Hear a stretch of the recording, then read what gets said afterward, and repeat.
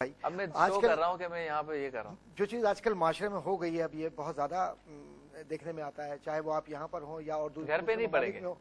وہ کیا ہوگا کہ اچھا آپ سے بات چیت بھی کر رہے ہیں اور تصویر چل رہی ہے، تو یہ کیسے ممکن ہے آپ بات بھی کر رہے ہیں اور آپ تصویر بھی پڑھ رہے ہیں. اور پھر دعوت میں جہاں 15 منٹ آدھے گھنٹے کے لیے اور پھر بیٹھنے کے بعد وہ بیٹا ایسا کرو ذرا وہ میرا جو پہلا والا حج ہے نا اس کی جو تصویر تھی ذرا وہ لے آنا. اب اگر یہ گفتگو ہو تو یہ تو معاملہ ہو گیا دوسرا. لیکن اگر یہ گفتگو اس لیے ہے کہ بے خیالی میں کہا کہ بیٹا وہ تصویر لے آنا جو میں حج کے وقت سے لے کر آیا تھا، تو نیت اس کی انداز اس کا بدل گیا.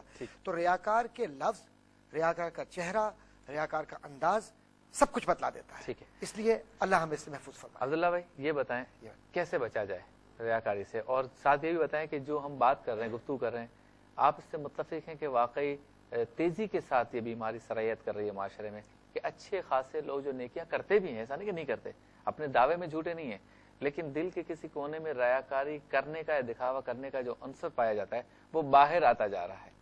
اصل میں ہماری گفتگو شاید آگے اسی لیے بڑھ رہی ہے کہ ہم بڑی احتیاط سے اس میں بدگمانے کا عنصر رکھ ہی رہے ہیں، کچھ نہ کچھ کر کے. اللہ سے اخلاص کی بھیک مانگی جائے اور اللہ سے یہ عرض کیا جائے کہ ہمیں اخلاص عطا فرما، کیونکہ اخلاص ہوگا تو ریاکاری جائے گی. اب چاہتے نہ چاہتے ہوئے نمود و نمائش یا ریاکاری بڑھ تو رہی ہے، لیکن آپ سے میں عرض کروں کہ امام غزالی رحمۃ اللہ علیہ نے فرمایا کہ ریاکاری حرام ہے.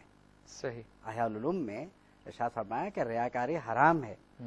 اب یہ بات بتانا ضروری ہے کہ ریاکاری کس طرح سے حرام ہے، کن درجات میں حرام ہے، اور ترغیب کا پہلو بھی ظاہر ہے کہ ہر شخص ترغیب کے پہلو سے نہیں کرتا، لیکن ترغیب کے پہلو سے کسی کام کو کرنے کا ایک فائدہ یہ ہے کہ ایک طرف تو دوسروں کو ترغیب ہو رہی ہے کہ وہ بھی یہ کام کریں، اور دوسری طرف ضرورت مندوں کو یہ پتا چل رہا ہے کہ یہاں پر میرے یہ فلاں کام جو ہے یہ ہو سکتا ہے. صحیح. تو اس لیے بھی تشہیر میں کوئی حرج نہیں ہے بعض اوقات. ٹھیک ہے، کیا کہیں گے 30 سیکنڈ میں کس طرح بچا جائے؟ اور پہلے تو یہ بتائیں کہ یہ جو ہم نے آج کا موضوع رکھا تھا، نظر آتا ہے کہ معاشرے میں یہ بیماری ہے اور ہمیں آج اس پروگرام کو کرنے کی ضرورت تھی. یہ بہت اہم موضوع ہے اور اس موضوع کی اہمیت کو نظر انداز کر ہی نہیں سکتے، کیونکہ معاشرتی برائیوں کی جڑ ہی ریاکاری ہے. اور اس سے بچنے کا واحد طریقہ یہ ہے کہ ہم اپنے دل کو اور اپنے ذہن کو اس بات کی طرف راغب کریں کہ ہم جو کچھ بھی نیکی کر رہے ہیں اللہ کے لیے کر رہے ہیں، اور آخرت میں یہ کام آئے گی، اور دنیا کے جو معاشرتی مسائل ہیں وہ معاشرتی مسائل اس سے کم ہوں گے. یہ نہیں کہ کسی کو کمتر ثابت کرنے کے لیے. اگر کوئی محفل کریں بڑی تو اللہ کے لیے، کھانا تقسیم کریں تو اللہ کے لیے، خاموشی سے کسی کو اگر حج پر بھیج دیا تو اللہ کے لیے، دکھاوے کے لیے نہیں.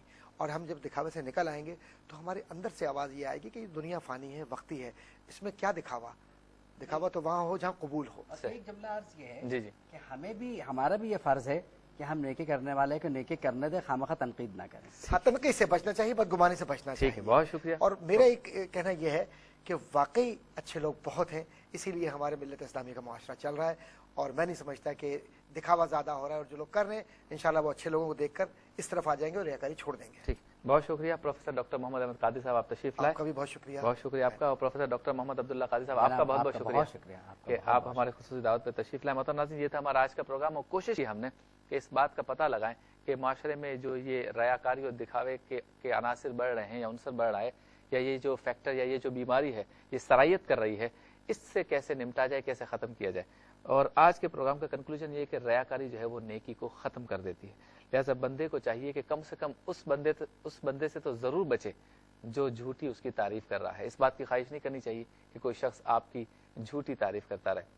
اس بات کو بھی ذہن میں رکھنا چاہیے کہ اگر آپ کسی پر الزام لگاتے ہیں تو آپ تو غلطی کر رہے ہیں، لیکن جب وہ اپنے اس الزام کی صفائی پیش کر رہا ہے، الزام کے مقابلے میں صفائی پیش کر رہا ہے، اپنی کارکردگی پیش کر رہا ہے، تو پھر اس پہ یہ الزام نہیں لگنا چاہیے کہ وہ اپنی جو ہے وہ منہ میاں مٹھو والی بات کر رہا ہے یا وہ ریاکاری یا دکھاوا کر رہا ہے. آپ نے ایک الزام اس کے اوپر لگایا تو اس کی صفائی پیش کرنا اس کا حق ہے.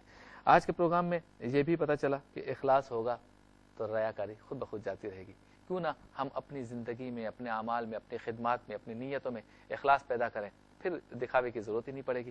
اور سب سے اہم بات جو آج کے اس پروگرام میں پتہ چلی وہ یہ کہ دنیا داروں کے ساتھ ساتھ دینداروں کو بھی ریاکاری سے بچنا چاہیے. ایسا نہیں ہے کہ صرف دنیا دار ہی ریاکاری یا دکھاوا کرتے ہیں، اکثر ہمارا دیندار طبقہ بھی اس بیماری کا شکار ہے. اللہ تعالی ہم سب کو عمل کی توفیق عطا فرمائے. اپنے میزبان شبیر ابو طالب کو اس دعا کے ساتھ اجازت دیجیے کہ یا ربی بالمصطفیٰ بلغ مقاصدنا واغفر لنا ما مضى یا واسع الکرم. اللہ